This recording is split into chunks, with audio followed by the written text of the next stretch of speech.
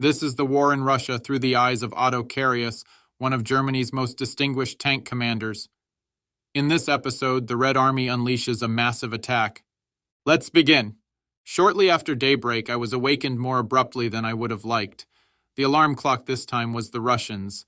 Their methods were extremely disagreeable.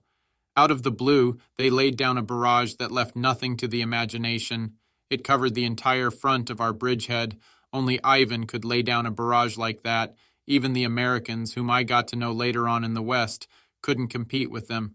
The Russians shot with every available weapon, from light mortars all the way up to heavy artillery.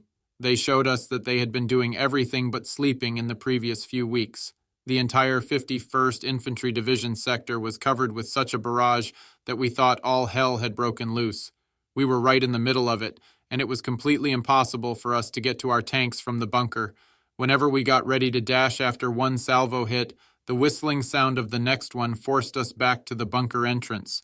Due to the intensity of the fire, it was not possible to tell where the main point of the attack was. After all, the fact that the Russians were attacking was no longer a secret. Naturally, the line to the infantry was broken after the fire had been initiated. Everything was up in the air. We assumed that the Russians were attacking in our sector at Lembitu, but we also had to count on the possibility of the enemy infantry rounding us up before we even got to our tanks. The Russians shifted their fire farther north after a good half hour, an eternity for us. It was then high time that we jumped into our tanks. The Russian attack was obviously in full swing. The skies above us also became alive. Close air support, which hadn't appeared at all in the previous weeks, raced over us. They raced so close past us that we got the impression they wanted to take our hats with them. They thundered about wildly in the area and dropped smoke bombs north of our position so that the artillery observers were blinded. From all appearances, Ivan had something quite big planned. He apparently wanted to reach the coast that day to cut off our bridgehead in front of Narva from the rear. This would have encircled elements of the SS Panzer Corps, the Feldherrnhalle Division, and Wengler's infantry. The important question for us was whether we were inside or outside the pocket. In the meantime, the situation had become extremely critical. Shortly before 10 o'clock, a few ground troops came running past me heading west. Then came a 37mm flak gun with a 12-ton prime mover. After that came another 20 to 30 men, all without weapons. All this occurred during the barrage, which continued unabated. Although we were only about 30 meters in the woods, they didn't pay any attention to us at all. I had to run to them to find out that all 3 strongpoints had been evacuated. One of the assault guns east of the Kinderheim was burning, and the other had driven off. The Russians were already heading toward the Rollbahn with tanks and infantry. There was no more time to be lost. It was clear that they were pushing north with strong forces in order to roll up our bridgehead at Narva. I immediately moved quickly to the vicinity of the farmhouse. Kursk was right behind me, and I had him fan out to the left. He was supposed to concentrate on what was happening on the open plain. The Russians were moving on it in regimental strength north of our strong points. 5 T-34s were already closing at full speed on the Rollbahn. A 6th Russian tank had almost reached the Kinderheim before we caught sight of it. But first, I directed my attention to the 5 AT guns on the railway embankment that were threatening our flank. They were the most dangerous opponents at that moment. I was soon finished with them, but not before I had taken a few hits in the running gear. Fortunately, none of them caused serious damage. While my gunner, Unteroffizier Kramer, was shooting it out with the Russian anti-tank guns, I looked to the left at just the right time. I discovered the T-34 that had turned around when we showed up and was heading almost dead-on toward Kursk. The situation had reached critical mass. It was literally a question of seconds. We were lucky that the Russians had buttoned up like they always did and could not size up the terrain fast enough. Kursk hadn't noticed the tank either because it was practically coming from the rear. It was racing past him, barely 30 meters away. I was able to notify Kursk just in time. "Hey, Kursk, a T-34 right behind you. Watch out!" Everything happened in the blink of an eye. Kursk took care of the Russians with a direct hit. They careened into a bomb crater and didn't come out. We had a good reason to catch our breath. If Ivan had kept his nerves and fired, both of us probably would have been finished. The remaining 5 T-34s didn't even get to fire. They probably also didn't have a clue as to who knocked them out and from where. All of the Soviet tanks had to cross the railroad crossing in a row before they could deploy properly. Naturally, this maneuver delayed their attack considerably. We had arrived a few minutes too early for them. We were therefore unable to catch the rest of the tanks that were driving on the far side of the railway embankment. Ivan immediately pulled back into the protectiveness of the marshy woods when we began to mop up among them. For the most part, his infantry was also able to withdraw while we were occupied with the anti-tank guns and the tanks.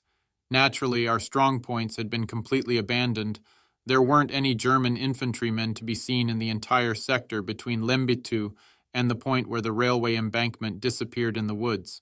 Only the machine gun on the right flank of the Feldherrenhalle division started firing again in the late afternoon. We soon reached our old front lines at the ruins where we found ourselves all alone on the plain.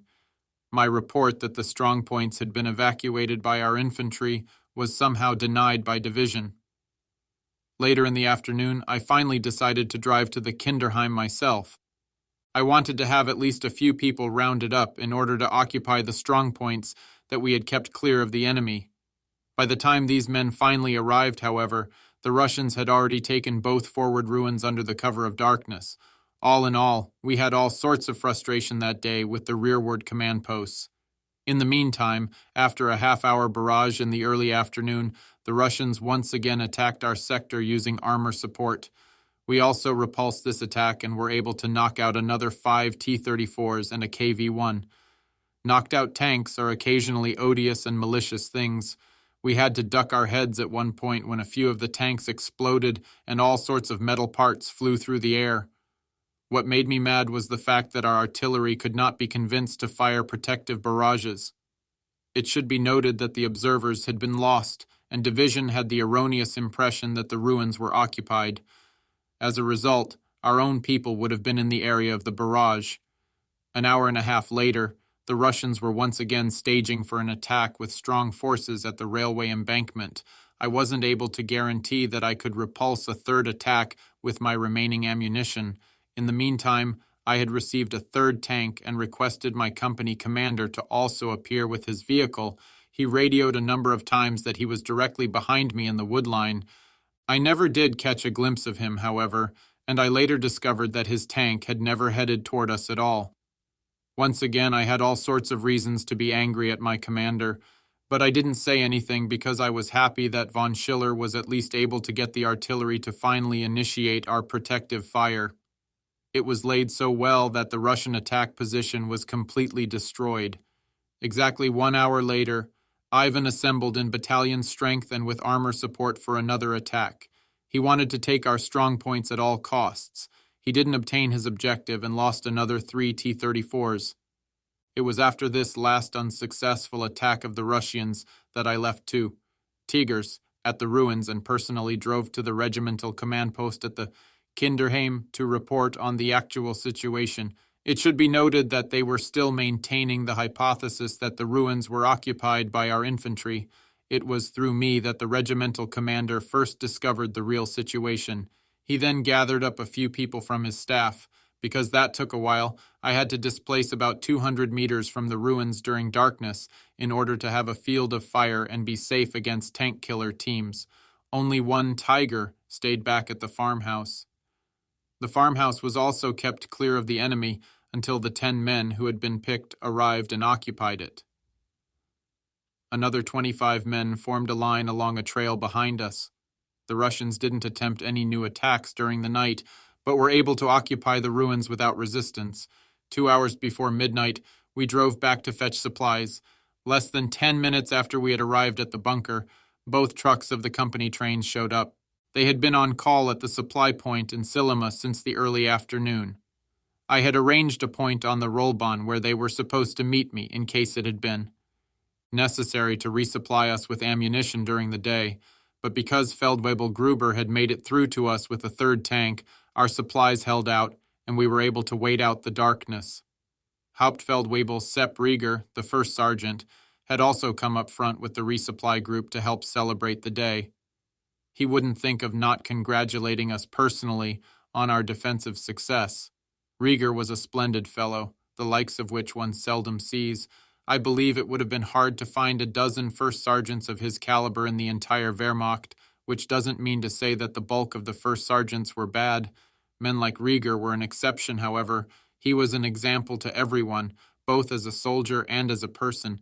He had a well-rounded personality, knowledgeable, without being pedantic, thrifty, without the slightest tendency toward stinginess. He had earned an Iron Cross First Class as a tank commander and platoon leader in the line. He also knew that despite all sense of justice, it was impossible to do right by everyone. Occasionally there were soldiers who complained because Rieger was very strict in watching out for the equipment, but he was also responsible for it and knew how scarce everything was. I also never heard of him taking one more cigarette or bottle of schnapps from the canteen than was coming to him. For him, the combat troops came first, then came the maintenance staff, followed by resupply, and finally the trains. He was dear to the heart of everyone in the company, the superiors as well as the subordinates. Rieger was an exemplary comrade. As a superior, he knew how to bring about respect without yelling. Everyone revered him and recognized his sense of fairness. That was our Sepp Rieger. Certainly no one who ever had the good fortune to be allowed to serve under him has ever forgotten him. We then hauled gasoline and munitions to the tanks to stow it away. 100 rounds and 200 liters of gasoline were needed for each Tiger. One can well imagine how we first had our work cut out for us before we could think about the warm meal. But then we switched over to feeding and war stories. Rieger told us how they had experienced our day in Silima.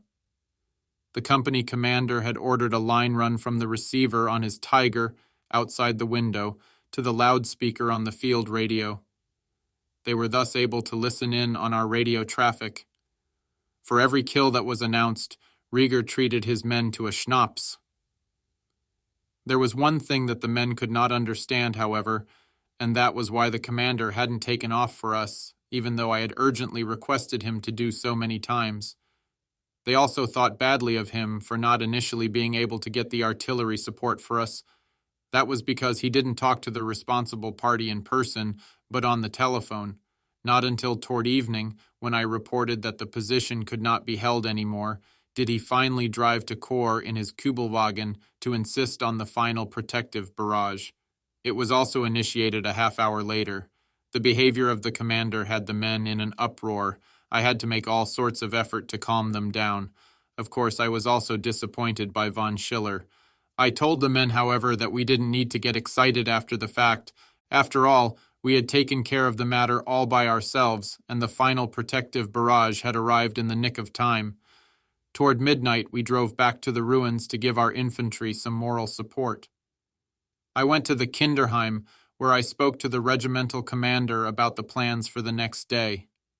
We agreed to retake the ruins at the morning twilight.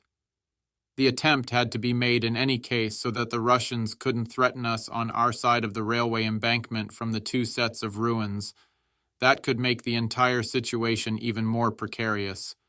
For our planned counterattack, we pulled out an additional 16 men from our already meager strength. Around 5 o'clock, we assembled for the attack in Tirtsu, a small spot on the map between the Kinderheim and Lembetu. Feldwebel Kirscher and I each had 8 men assigned to us. The attack began punctually at 5 o'clock in the morning. It was still completely dark, of course. Feldwebel Gruber had the mission of pinning down the Russians during our assault. First, we fired at the western ruin from point-blank range using all 3 tanks. We then drove right up to it, and my 8 men occupied it. The operation was completely successful, and we only had 1 wounded man to complain about. In contrast, the attack against the eastern ruin near the railway crossing was more difficult. It appeared to be of great importance to Ivan. In fact, he had set up 5 anti-tank guns, 2 artillery pieces, and a 47mm anti-aircraft gun during the night. We had to duke it out with them for a while. It should be noted that that was typical for the Russians. If they sat anywhere for just a few hours, especially at night, they hauled up material like ants and dug into the ground like gophers. Even though we had constantly experienced that, we never could figure out how they actually did it. Despite all our efforts, we were not successful in regaining the second strong point. During our firefight, Ivan started a counterattack with 2 T-34s and a small infantry unit. We were able to beat them back, and their tanks were knocked out in the process. Shortly thereafter, heavy mortar and artillery fire of extremely heavy caliber began to arrive. We had 2 killed and 2 wounded. It was not possible for the remaining 4 to take the strong point, let alone hold it. Unfortunately, the leader of the infantry, a lieutenant from the staff, was killed when he assaulted the ruins, shouting, "Hurrah!" The Russians continued to fire with an MG that we weren't able to silence. They couldn't afford to give up their position on our side of the railway embankment under any conditions. Running back would have been even more hopeless than holding out, since they then would have been without cover in our fields of fire. For the time being, we had to recover our wounded. Using both Tigers, we approached as close as possible so that we could load the wounded under the cover of the vehicles without falling victim to the machine gun fire. The Russians had probably had 30 to 40 men killed, yet the contested ruins continued to remain in enemy hands for the next few days. Shortly after noon, following a 15-minute barrage, the Russians tried to win back the strong point and the farmhouse. They attacked in company strength using armor support. They were beaten back with heavy casualties and lost a T-34 and a T-60. They finally appeared to have had enough for that day. We remained undisturbed until the next morning. When we returned to our bunker in the evening, the supply vehicles had already arrived. Once again, there were problems with our commander. Our people were already extremely upset with him. I had radioed a request for a Kubelwagen so I could drive to the 61st Infantry Division command post during the night.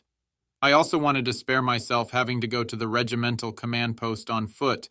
Each time that meant a distance of 8 kilometers back and forth across country. To avoid the attention of the Russians, I didn't want to go with the tank. Besides, my crew deserved some rest whenever possible. The Kubelwagen I requested did not show up, however. Biermann reported that the company commander apparently didn't have one available. Not until a get-together after the war did I discover from one of the soldiers assigned to the orderly room that he and von Schiller had visited a female acquaintance on several evenings. She had come back from Narva with them, so that was the reason he needed the Kubelwagen. Had I known that back then, I too would have finally blown my top. This knowledge was kept from me during the entire war, however, so as not to get me too worked up.